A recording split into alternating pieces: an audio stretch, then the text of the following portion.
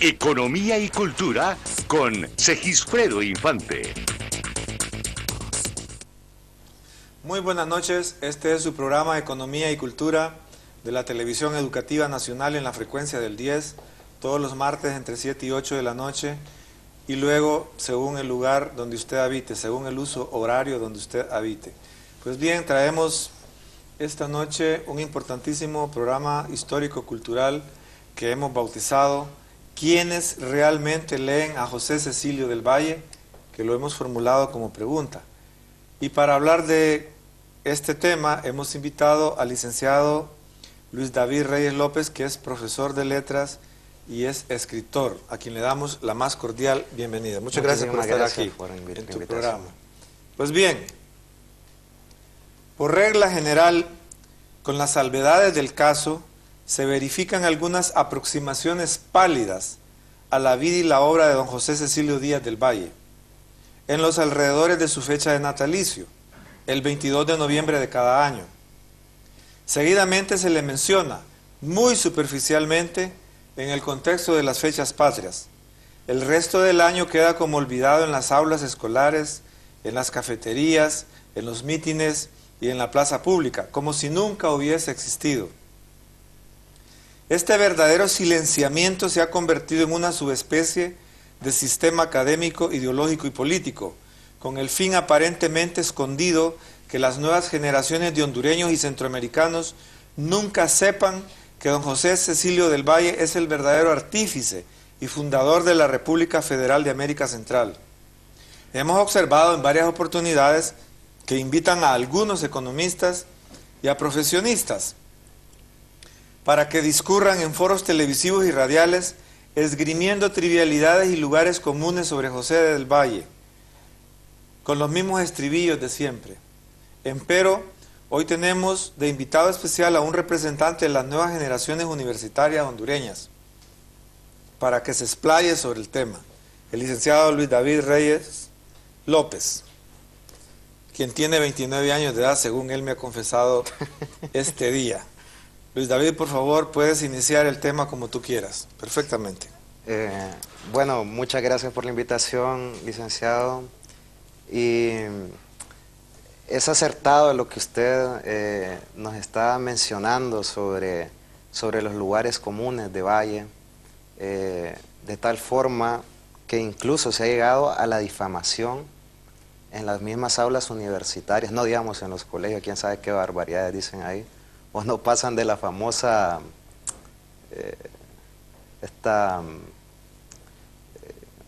cartilla que ponen en los álbumes, ¿no? Y que tienen un resumencito sobre lo que fue Valle, cuando debería de haber dentro del plan de estudios nacionales, creo yo, algo o alguna especie de cátedra de Valle, ya sea en el colegio como requisito para graduarse o en la universidad, y donde ya hayan estudios serios donde nos podamos salir de esos lugares comunes. Pero sobre todo usted preguntaba, bueno, ¿quiénes leen a Valle? Y eso es interesante porque, como dice usted, en los foros, en las diferentes conferencias que uno puede asistir a la universidad, invitan a este tipo de personajes que usted dice y van a repetir lo mismo. Incluso todavía hoy yo podría decir que Valle tiene sus enemigos, porque hay gente que lo compara con Fouché, por ejemplo, que es este tipo terrorífico, ¿no? de la Revolución Francesa. El periodo de Revolución Francesa, sí. Exactamente, o si no lo calumnian diciendo que era enemigo de Morazán, por ejemplo, cosa que más adelante vamos a hablar y que no es cierto, o que era un tipo o un personaje recalcitrante o conservador, que también vamos a ver y vamos a leer algunos fragmentos de varios libros que hemos escogido para desmitificar eso, ¿no? Y sobre todo llamar a los jóvenes, a mis estudiantes, que yo sé que muchos me están viendo el día de hoy, a buscar dentro del pensamiento de Valle claves importantísimas para el desarrollo de Honduras el día de hoy. Claves que Valle dijo hace mucho tiempo y que los políticos y que los jóvenes que nos interesa la política deberíamos de aplicarlos, sobre todo en conceptos morales y éticos y de respeto a la ley. Y también me ha dado un alegrón, espero que sea un alegrón real, y es que este año en la Universidad Nacional Autónoma de Honduras ha bautizado el año académico con el nombre de José Cecilio Díaz del Valle, que es, me imagino, un acto de justicia, un poco tardío por cierto, pero es un acto de justicia para la memoria, para la obra y para el significado, para la trascendencia de la figura de José Cecilio Díaz del Valle. Sí, de hecho el Consejo Universitario pues tomó por resolución de la Universidad Nacional Autónoma de Honduras, por cierto, tomó como resolución declarar el año académico José Cecilio Díaz del Valle, que realmente, si bien es cierto, se hace un poco de justicia, yo digo que merece más. Merece muchísimo más, dado al nivel intelectual, político y moral que Valle y que todos los hondureños y los centroamericanos debemos de seguir en ese sentido. Creo que es importante esto y espero, y a partir de la proclama de este año académico José Cecilio Díaz del Valle, dentro de nuestra alma mater, pues yo he tomado la bandera de hacer publicaciones, de estar haciendo conferencias, donde me inviten a comparecer, si es para hablar del sabio Valle, y estaremos tratando de rescatar este legado intelectual. Tengo comprendido que en los últimos años se te ha invitado a dar 2 conferencias sobre José Cecilio del Valle, y la más reciente fue justamente en el marco de la celebración del Día del Idioma y del fallecimiento de Cervantes, de Shakespeare, etcétera. Sí, sí, claro, hubo una semana en el cual pues el Departamento de Letras de la Universidad Nacional Autónoma de Honduras tuvo una gran cantidad de eventos y una gran cantidad de catedráticos destacados que disertaron sobre diferentes escritores. Yo como buen vallista, ¿no?, me salió un poco del esquema de Cervantes o Shakespeare, porque habían ya otros catedráticos bastante versados en ello que iban a disertar sobre eso, y quise rescatar, puesto que él también era un ensayista, y un ensayista bastante bueno, que manejaba bastante bien esto del ensayo político sobre todo, pues rescatarlo dentro del Día del Idioma como uno de los fundadores de las letras hondureñas, y también pretendí desmitificar ciertas cosas que se han hablado sobre Valle y que todavía se continúan diciendo. Y que están perseverando ahí en una historiografía oficial centroamericana negativa, pero en algún momento yo leí tu discurso que pronunciaste en la Semana del Idioma, sí, y tú hablas ahí de la necesidad de volver al pensamiento de Valle. ¿Por qué crees tú que en el año 2016 es pertinente retornar al pensamiento de Valle? ¿Y de qué pensamiento estamos hablando? Sí, bien, en lo que a mí respecta, hay que retomar en primer lugar esa calidad moral, esa calidad de respeto a la ley, a la Constitución y a sus leyes que siempre se va a ver en Valle, independientemente de donde esté él inmiscuido, y que ahorita, bueno, la gente vemos un irrespeto tremendo hacia la ley, hay una gran falta de valores y de moral. En ese sentido, digo yo, que hay que rescatar el pensamiento de Valle, y podríamos leer algunos fragmentos, por ejemplo, que él le llama a los diputados, le dice a los ministros. Por ejemplo, algo muy interesante que hay que retomar, y que es una idea que ya creo yo que la había pensado Platón, y es él pensaba en una ciencia o en una educación para los gobernantes.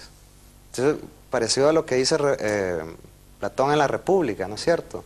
Si hay un problema de guerra, se llama a los generales, resuelven la guerra. Si hay un problema de arquitectura, se llama a los arquitectos y se resuelve el problema, decía Platón en la República. Pero cuando hay un problema de Estado, se llama a un montón de gente que no tiene idea de cómo gobernar, y entonces una de las primeras críticas a la democracia. Valle, conociendo este tipo de críticas, y muchos otros pensadores más adelante de Platón, va a decir que es que algo similar, ¿no? Y él va a decir, bueno, si un zapatero requiere tantos años de instrucción para hacer un zapato, ¿por qué un gobernante puede ser cualquier persona?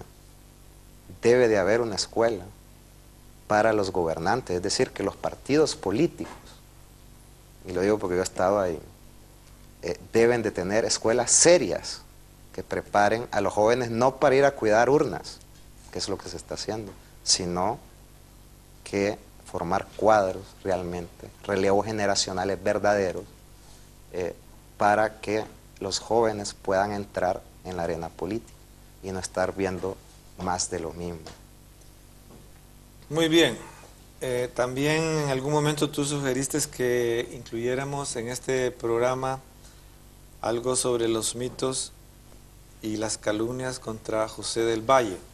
Fíjese bien, nuestro querido televidente, que el programa lo hemos bautizado ¿Quiénes realmente leen a José Cecilio del Valle? La pregunta vale para el pasado, para el siglo XIX, la pregunta vale para el siglo XX y la pregunta sigue siendo válida para este año 2016 en que la universidad le va a dedicar pues sus festejos a la figura y a la obra de José Cecilio del Valle, afortunadamente. Esto de quienes realmente leen a Valle, y habría que agregarle la pregunta, ¿y cómo lo leen? Porque alguna gente lee a Valle, pero no lo leen a fondo. Nosotros hemos estado insistiendo en los últimos años en la necesidad de profundizar en el texto, profundizar en el libro que se está leyendo, para no quedarse con puras referencialidades. Aunque pareciera que alguna gente se molesta cuando uno le sugiere, sin ninguna segunda intención, que profundicen en la lectura del libro del cual están hablando, porque a veces mencionan un libro que ni siquiera han leído el prólogo. Pues bien, dentro de los mitos y las calumnias y algunas cosas que son ciertas, es que todo el mundo dice que el sabio Valle era un sabio. Yo que empecé a estudiar en el Instituto Central era morazanista. Yo venía del Instituto Central y allá por 1976, quizás 77, le abordé a Ramón Oquelí y le pregunté por qué José Cecilio del Valle es un sabio. Bueno, es que realmente era un sabio, me dice. Pero, claro, yo confié en la respuesta de Oquelí, pero entonces empecé a querer indagar sobre Valle. Y justamente en 1977, Medardo Mejía publica el libro El Sabio Valle. Este lo voy a poner en cámara. El Sabio Valle, de Medardo Mejía. Este libro para mí fue revelador, porque conociendo las posturas de centro-izquierda de don Medardo, me llamó la atención que don Medardo plantea que Valle es un burgués revolucionario. Y ese era decir mucho, decir demasiado en su época. Esta conversación la tuve aquí con Matías Funes. Matías Funes estaba sentado ahí donde tú estás y estábamos recordando este libro del Sabio Valle de Medardo Mejía, que yo lo recomiendo a mucha gente, indistintamente de cuál sea su postura. Y fue, por cierto, creo, el último programa de televisión que hizo Matías Funes. Un mes aproximadamente después estaría falleciendo. Este libro sobre el Sabio Valle de Medardo Mejía, bueno, es un folletito, publicado en 1977, fue para mí revelador. Equilibró mi cabeza en relación con la historia centroamericana, con la figura de Morazán y con la figura del Sabio Valle mismo. Como es difícil conseguirlo, está un poquito picado, pero ya te lo traigo incluso fumigado. Muchas gracias. Hombre. Yo no presto libros. Eso lo pagué caro, andar prestando libros. No presto libros. Regalo libros y regalo fotocopias de libros a mis amigos. Así que eso es lo que estoy haciendo ahora con nuestro amigo. Pues bien, con don Medardo, con quien fui amigo personal en los últimos años y meses de su existencia, yo le pregunté por qué un historiador salvadoreño, Ramón López Jiménez, que lo voy a poner también en pantalla, en cámaras, no se ve muy bien, José Cecilio del Valle, Fuché de Centroamérica. Quiero que vean lo de Fuché de Centroamérica. Ramón López Ramón López Jiménez, es el historiador salvadoreño que, valiéndose de algunas ambigüedades de Ramón Rosa, se dedica a difamar y a calumniar sistemáticamente a Valle en todo el libro. Este autor pareciera un hombre de derecha o de ultraderecha. Sin embargo, tanto la ultraderecha como la ultraizquierda se han alimentado de este libro en Honduras y en el resto de América Central para difamar a Valle. Fíjense bien, un libro escrito por un hombre de ultraderecha, por un historiador de ultraderecha, ha influido tanto a la ultraderecha como a la ultraizquierda centroamericana para difamar a Valle y para seguir sustentando algunos mitos. Aquí sigue diciendo que Valle fue el que redactó el Acta de Independencia. Yo tengo la tesis que Valle dictó el Acta de Independencia, pero que él no la redactó porque apareció el documento original, no es la letra de Valle. Valle lo que le hizo fue un agregado al margen al documento original, y es el agregado más importante porque dice que los sucesos de Guatemala deben ser ratificados por los diputados provinciales, y eso fue lo que se quiso hacer posteriormente y que los anexionistas de México fallaron. Pero nos vamos a una breve pausa comercial rogándole a nuestro querido televidente que no se vaya de su televisor, de su petate, de su hamaca, porque ya regresamos.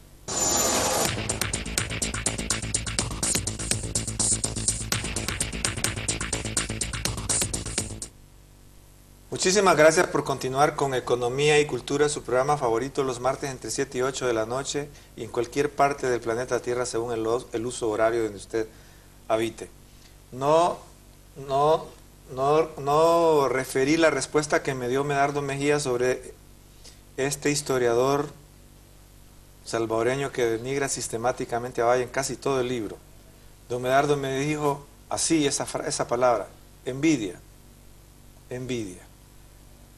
Y se lo ratifiqué a Matías Funes aquí frente a este mismo programa de televisión en diciembre del año antepasado, que es cuando estuvimos por última vez. No sé, ¿tú querías agregar algo ahí? Sí, con respecto a lo que usted decía sobre la firma del Acta de Independencia, que también otro que se le achaca a Valle es que estaba en contra de la independencia, ¿por qué no firma el acta? ¿Y por qué no la firma? Y hablando de Matías Funes Valladares, él aquí en su libro, y lo cito a él, dice: participa en la histórica reunión del 15 el arzobispo, los prelados regulares, jefes, funcionarios públicos, representantes de la Diputación Provincial y del Consulado, el Colegio de Abogados, el Ayuntamiento, otros como el propio Valle, asistieron en calidad de notables. Sí, Valle no es miembro del ayuntamiento. Exactamente, por lo que no estaban facultados para firmar el acta en la que al final se decidirá la independencia de Centroamérica. Entonces, eso es otra cosa que hay que decir. O qué va a decir Valle de España luego de que él ya está convencido de que Centroamérica se debe anexar. Digo que Centroamérica debe ser una nación independiente. Y es que mucha gente, achacando, digamos, el pasado de Valle, que fue funcionario de la corona, pero también lo fueron muchos otros. Muchos de los próceres fueron funcionarios de la corona y de los gobiernos, locales. Pero lo que Valle dice de la corona de España es fuerte. Dice: España y su aparición marcó el inicio de los sufrimientos de América y la riqueza para Europa. El divino hacedor, dice, no le encargó a nadie la conquista del mundo. También soy hombre, dijo el modesto y sencillo hombre americano. Yo también he recibido de la naturaleza los derechos que ha sabido defender el europeo. El hombre, donde quiera que iba, está bendecido con estos derechos, y por supuesto que se está refiriendo a los derechos que proclamara la independencia de Francia, igualdad, fraternidad. Nuestros televidentes están viendo varias portadas de libros sobre José Cecilio del Valle o sobre José Cecilio del Valle, de distintos autores, de distintas épocas, y quiero hacerles constar que solo hemos traído menos de un tercio de los libros que tenemos sobre Valle, escritos por Valle o sobre José Cecilio del Valle. Así que los están viendo en ráfaga, no vamos a hablar sobre cada uno de ellos porque nos llevaría demasiado tiempo, pero queremos que el abate de Prats, sobre ese sí me quiero detener, porque este es uno de los hombres con que tiene correspondencia Valle. Por ejemplo, los lugares comunes, es que dice, es que Valle se escribía con Jeremías Bentham. Y solo eso. Valle se escribía con un montón de gente. Mucha gente. Ese abate de Prat, que está ahí, es una de las personas con las que se escribía Valle. Y ese abate de Prat tuvo mucha influencia en el proceso independentista de América Latina. Así que pueden continuar con las siguientes portadas. Otro lugar común es que Valle estaba de acuerdo con la anexión a México. Eso es totalmente falso. Siempre estuvo en contra de la anexión a México. Cuando estuvo en México luchó por la desanexión. Y ahí tenemos en pantalla la bibliografía de don José del Valle, de Rafael Heliodoro Valle. Están todos los libros que se habían escrito sobre Valle hasta Rafael Heliodoro Valle. De Rafael Heliodoro Valle, que muere como en el 59, pues ya está totalmente desactualizado. Hay muchos más libros y solo Ramón Oquelí le dedicó 10 años de investigación a la antología de José del Valle, que a nuestro juicio es la más importante antología, incluyendo la de Editorial Ayacucho, que trabajó el historiador guatemalteco Mario García Laguardia, un gran historiador y jurista guatemalteco, pero aún así sigue siendo mejor la de Ramón Oquelí. Una que editó Manuel Salinas Paguada, cuando Manuel Salinas Paguada era director, que por cierto no consta su nombre en esa edición, y la segunda edición que hice cuando yo era director de la editorial universitaria, que tampoco consta mi nombre en esa edición, porque quise respetar el hecho que Manuel Salinas Paguada no había colocado su nombre en la primera edición.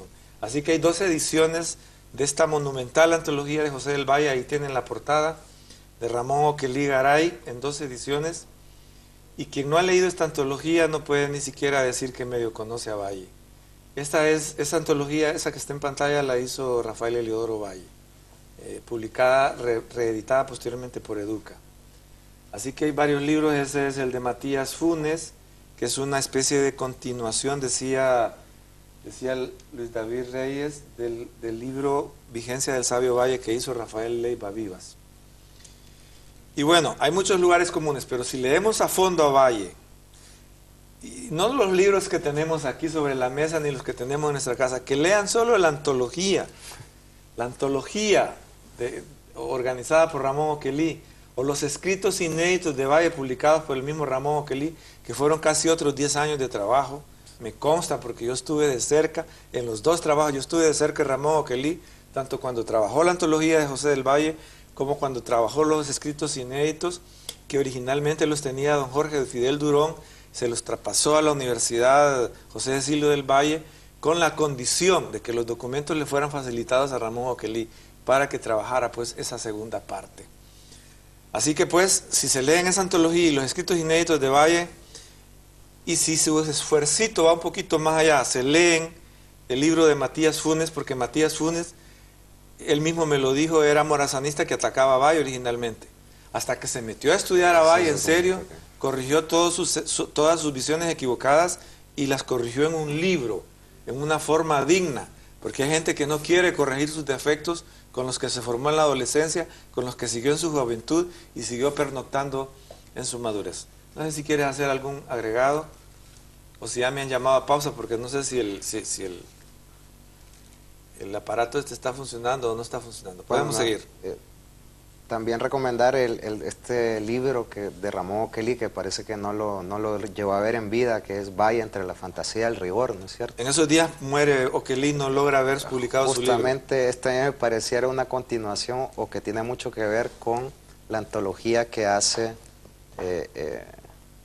Rafael Heliodoro Valle, pero está mejor sistematizada en este libro Valle entre el rigor y la fantasía, entre la fantasía y el rigor. Me parece sumamente esclarecedor. Muchas gracias. Nos vamos a una breve pausa comercial. No olviden que estamos hablando con un joven de 29 años que está incursionando en el pensamiento de Valle. Así que él lleva la voz cantante en este programa, yo solo me limito a hacerles pie de página. Le rogamos a nuestro televidente que no se separe de su televisor, de su hamaca, de su tapesco, porque ya regresamos.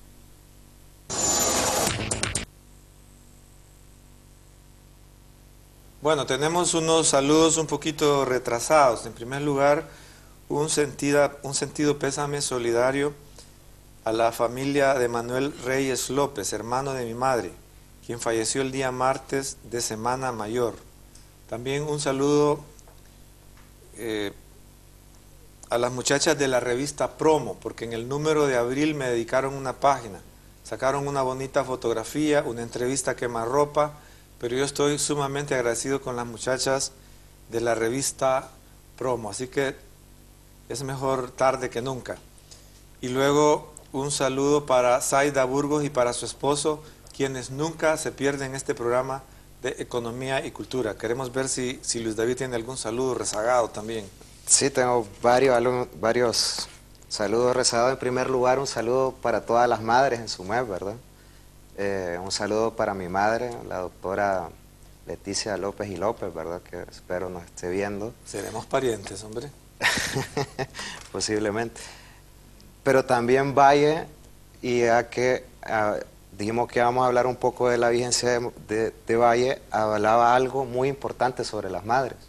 Y decía, las madres son las institutrices primeras de los hombres, la primera leche que mama un niño, los primeros acentos, el primer idioma que oye, los primeros sentimientos, las primeras ideas, los primeros hábitos que recibe son de la madre. Todo el orden moral, y ahí es donde vamos, depende de las madres. Dijo el filósofo que escribiendo de la educación se dirigió a ellas desde las primeras líneas. Un hombre que sabe hacer geómetra será digno de consideraciones más grandes que una madre que sabe educar a sus hijos. Entonces, además de esa vigencia, de ese pensamiento, en un momento deleznable de la historia de Honduras en que se pierden los valores familiares, ¿qué otros pensamientos crees tú que tengan vigencia de Valle en este momento? Bueno, justamente en este momento en que se está hablando de un pueblo que está cansado, porque mira que hay mucha inequidad, desigualdad, hay mucha indignación con respecto a eso. Diría Valle, por ejemplo, sobre la desigualdad, ¿no es cierto? La base indestructible de un gobierno sólido es el mayor bien posible del mayor número posible. Dice, una clase privilegiada no debe considerarse segura mientras existan las otras a quienes se han privado de sus derechos. Y le decían conservador, ¿no? La libertad no se consolida sino por el goce común de los bienes que la naturaleza concede a la sociedad humana. El hombre no es propiedad del hombre, todos los individuos de una especie, en todos hay derecho que el movimiento del tiempo no puede ser proscritos. Si se ha unido en sociedad no es para ser esclavos uno de otros, es para su procomunal. Por ejemplo, refiriéndose a la desigualdad, es decir, era alguien que entendía muy bien estos aspectos. Y hay muchos escritos, este solamente es un fragmento de lo que hubiera dicho Valle. Otro problema que nos aqueja, pero que a mí me tiene preocupado y sobre todo porque ya hay hasta maras adentro de los colegios, es el problema de la educación. ¿Qué hubiera o qué luz se hubiera podido aportar Valle con respecto a la educación? Si bien ya hablábamos y empezábamos por decir, es que lo primero que hay que hacer es que educar a nuestros gobernantes, porque no saben gobernar. También él decía la instrucción pública. Y la instrucción pública es parte conservatriz y edificadora de la constitución política. Dice, no cesaré de repetirlo. Y Valle fue muy enfático en que para que un gobierno pudiera existir, era importante sentar las bases de la educación. Y yo creo que por ahí viene toda esa reforma educativa que hace Rosa, que había estudiado a Valle, por ejemplo. Ahorita de que hablamos, ¿quiénes leían a Valle? Pues estos grandes hombres como Ramón Rosell, Eduardo Valle en aquellos tiempos, que hicieron grandes cosas por Honduras, eran de las personas que en aquellos tiempos leían a Valle. Dice, no hay riqueza, no hay libertad consolidada, no hay prosperidad nacional donde no hay espíritu público, y es imposible la existencia de un espíritu público donde no hay ilustración que lo forme, dirija y sostenga, decía Valle, educación en todos sus aspectos. Pero no solo eso, ahora se está tocando mucho ese tema de las constituyentes. Yo recuerdo un artículo suyo hace tiempo, allá por la crisis del 2009, usted decía, vamos hacia la 33 constituyente, porque aquí se nos quería vender la idea de que eso era algo nuevo, una panacea novedosa, y ahí vamos por la número 33 y sin muy buenos resultados. Valle decía que una constitución no sirve para nada, en tanto sus conciudadanos no estén educados para defenderla, y que las libertades que emanan de esa constitución se quedan en papel y tinta, si no tiene ciudadanos educados que puedan defenderla. Pero además agregaba que una mala ley, una ley mal elaborada, es peor que la acción de un asesino y que la acción de un ladrón. Sí, es interesante reflexionar sobre eso. Justamente aquí tengo, cuando él habla del poder legislativo, él va a decir que la educación va a ser importantísima, puesto que él habla de un poder elector que está sobre los otros tres poderes, y que ese poder elector debe de ser bien educado para que sea el garante de la constitución política.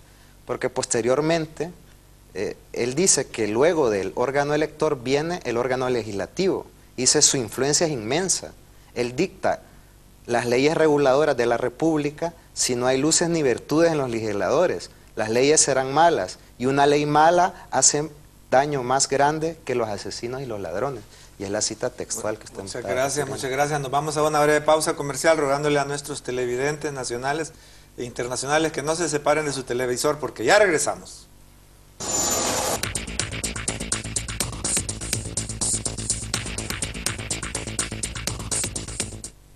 Hay dos conceptos que sabemos que provocan alergia y que provocaban mucha alergia en los tiempos de Valle, y es el concepto de sabio y el concepto de intelectual. Si Valle viviera en la actualidad, le dirían en la calle o en cualquier lado, ah, y este se cree un sabio. Pues volvamos sobre algunos de los pensamientos de Valle. Valle decía, en la escala de los seres, el hombre es el primero, en la escala de los hombres, el sabio es el más grande. Porque Valle en algún momento está influido por Platón, y él se imagina la república dirigida por los mejores, dirigida por hombres sabios, no por hombres prepotentes, sino por hombres sabios.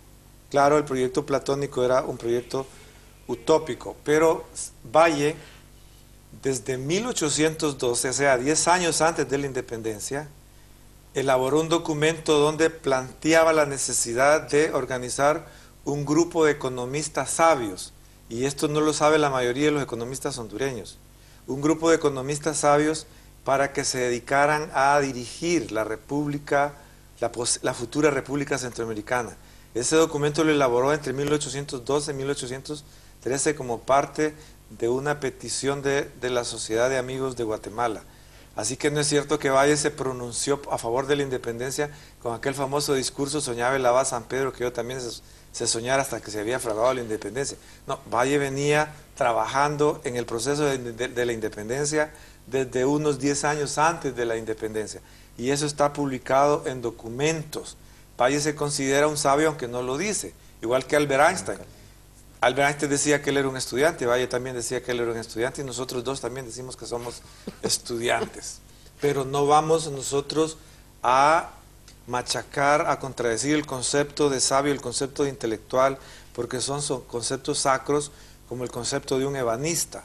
Un intelectual serio es como un buen ebanista, un sabio serio es como un buen intelectual. ¿Tú quieres agregar algo? Sí, es bien interesante el concepto que él va a esgrimir de sabio, porque incluso él empieza a hacer una escala, ¿verdad?, dentro del cual el sabio es el más...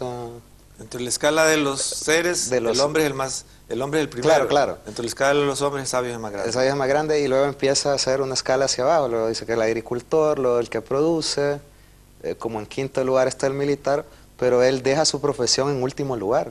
Sé que los legisladores están en último. No sé por qué hace eso, quizás para desmarcarse un poco, pero también va a decir algo bien importante sobre el sabio, y va a decir que quién es el sabio, o cómo se sabe quién es el sabio, porque él va a hablar de intelectuales, que son los que leen y retienen la información, pero ahora que el sabio es el intelectual activo, es decir, no solo el que lee, es el intelectual que produce. Que produce y que le es funcional de alguna manera al Estado o al bienestar de la mayoría, al bienestar común. Entonces, él va a definir el ser sabio como eso.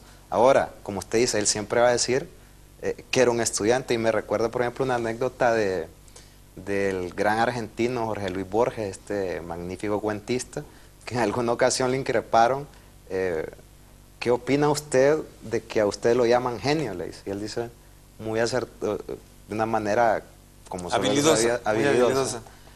Dice, no, esas son puras calumnias, ¿no es cierto? Obviamente el tipo tenía esa habilidad, esa soltura con la prensa. Dice, era un genio Borges. Y sí lo era, por supuesto, pero él sabía cómo manejar muy bien la prensa. Valle jamás va a decir que él es un sabio en ningún momento, él siempre se va a referir a él como un estudiante. Sin embargo, Ramón Oquelí Garay dice algo muy interesante, y es que dice que él era sabio porque sabía lo que conocía, pero también sabía lo que desconocía, y en ese sentido Valle iba a ser un sabio inmortal. Y además Oquelí lo coloca como un pensador, que incluso creó un sistema de pensamiento. Yo tengo mis dudas sobre esa afirmación de Oquelí, que creó un sistema de pensamiento, pero no tengo ninguna duda, en ningún segundo, que Valle era un pensador a tiempo completo. Tal vez no era un filósofo, pero sí era un pensador a tiempo completo. Y sobre este concepto de intelectual que en la actualidad, en este día, justamente hoy, produce alergia en Honduras, en países periféricos provincianos, por ese complejo de inferioridad que padecemos los mestizos, Ortega y Gasset se define como un intelectual, y define al intelectual como una vocación, es decir, una decisión tomada en razón de las tendencias vocacionales de cada individuo. Así como alguien tiene vocación para ser albañil, otro para ser piloto, otro para ser poeta, hay una vocación para ser intelectual. Y no cualquier intelectual, sino el intelectual que produce obra, que produce pensamiento. No sé cómo estamos en tiempo porque tengo problemas con el apuntador siempre. Nos vamos a una breve pausa comercial y luego regresamos según lo que digan pues los operadores de este sistema. Ya regresamos.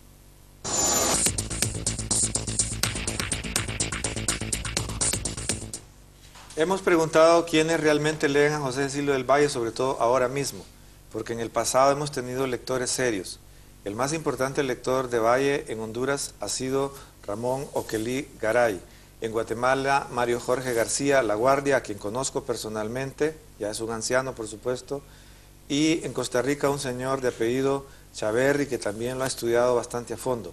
Luego, tanto en el Partido Nacional como en el Partido Liberal hemos tenido intelectuales que se han aproximado con seriedad a Valle. Uno de ellos fue don Eliseo Pérez Cadalso. En el Partido Nacional, doña Elvia Castañeda de Machado, que escribió un libro, Valle en la génesis del panamericanismo, también del Partido Nacional. Pedro Pineda Madrid, que escribió El pensamiento económico de Valle, que es un libro que hoy lo busqué y no lo encontré, por ahí debe estar en alguno de mis esquineros atruncuñados. Rafael Eliodoro Valle del Partido Liberal, Edgardo Paz Barnica del Partido Liberal, así que de ambos partidos tradicionales hemos tenido intelectuales que se han aproximado con bastante seriedad y devoción a Valle. Y luego, digamos que un poco independientes, Rolando Sierra, que también ha trabajado a José Cecilio del Valle, sobre todo buscando algún hilillo filosófico. Para finalizar, queremos que sea Luis David que nos lea algunas cosas y nos diga algunas cosas sobre José Cecilio del Valle. Pero se me olvidaba un libro desconocido de la profesora Estela Díaz Vanegas, Conozcamos a Valle, del año 1972. No sé quién es doña Estela Díaz Vanegas, pero sí conservo su libro, así que su memoria está conservada en medio de mis libros mientras mi biblioteca exista. Bien, para cerrar, bueno, agradecimiento por el libro que me contaba extra cámaras, que ha estado fumigando los libros y que posiblemente le vaya a dar a usted Tengo otro una ataque bronquitis asmática en 3 días, seguro. Bueno, esperemos que no, ¿verdad? Y que tenga su salud intacta. Si bien es cierto, usted se refirió a varios intelectuales connotados de uno y de otro partido, y seguramente que habrá además, yo creo que es necesario llamar a la juventud, y eso se lo digo a mis estudiantes, a que busquemos, no en ideologías foráneas o en ideologías desfasadas, sino que busquemos porque hay mucho estudiante que en este momento, mucho joven, que está preocupado por los derroteros de Honduras. Sinceramente no vemos hacia dónde va. Tampoco se puede culpar solo al gobierno actual, ¿verdad? Sino que es un problema que viene desde mucho tiempo. Es un problema de varias generaciones. De varias generaciones. Pero justamente porque hemos ignorado a este gran sabio. Yo creo que muchos de los problemas es que hemos ignorado a este gran sabio. Yo invitaría a los jóvenes en los colegios, en las universidades, que trabajan para sobrevivir, porque en este país muchos solo podemos sobrevivir, a buscar pistas que nos ayuden en este pensamiento y en todos los libros que hemos tratado de mostrar hoy, de dar a conocer hoy, pistas de cómo puede ser o cómo soñaba Valle que podía ser esa nación guatemalana, como le gustaba a él. Para referirse a toda Centroamérica. Para referirse a toda Centroamérica. En algún momento, perdóname que te interrumpa, en algún momento sí. Valle plantea, y lo repite Moncho Kelly, nada más que elevándolo a toda América Latina, Valle dice que quiere que Centroamérica o su nación guatemalana esté al mismo nivel de Europa o por encima de la Europa de su época. Estamos hablando de las primeras décadas del siglo XIX. Ese sueño nunca se ha cumplido ni para Centroamérica ni para el resto de los países latinoamericanos, quizás con algunas pequeñas salvedades regionales de algunos de los países latinoamericanos. Perdona que te interrumpa. Y justamente, entonces hay que llamar ese sueño a los jóvenes, ¿verdad? A que si Valle lo pudo soñar, nosotros también lo podemos soñar y somos el presente de este país y debemos de retomar a pensadores como Valle, pero no solo necesariamente Valle, hay otros grandes pensadores y empezar ya no a preguntarnos quiénes leen a Valle, sino que posiblemente tal vez en un programa de aquí a 10 años, digamos, ¿quién no ha leído a Valle, verdad? Eso sería, excelente. Yo creo que una cuestión ideal para Honduras, donde encontraríamos luces. Yo creo que creo que la sugerencia tuya es válida. Hay una cátedra de Valle, así como hay una cátedra de Morazán, que tampoco funciona. Sí. Y quiero decirle a los televidentes que nos están escuchando y viendo, que Morazán, Valle, Dionisio de Herrera y el padre Márquez son del mismo grupo político ideológico. Justamente. Solo que con diferentes metodologías, porque entre Valle y Morazán hay como 1 o 2 generaciones de por medio. Entonces hay que tener en cuenta, pero política e ideológicamente son el mismo grupo político. Quien pierda de vista eso, está perdiendo de vista la historia centroamericana. Así que las cátedras de Valle y Morazán son necesarias. Pero como yo sé que es muy complicado, yo sugeriría más bien un seminario de unos 3 o 4 meses para el graduando, para el que ya se va a graduar, ya sea a nivel de secundaria y a nivel universitario.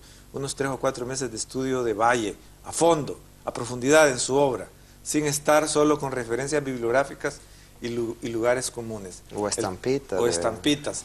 El tiempo se nos ha esfumado como una golondrina que se pierde en el horizonte.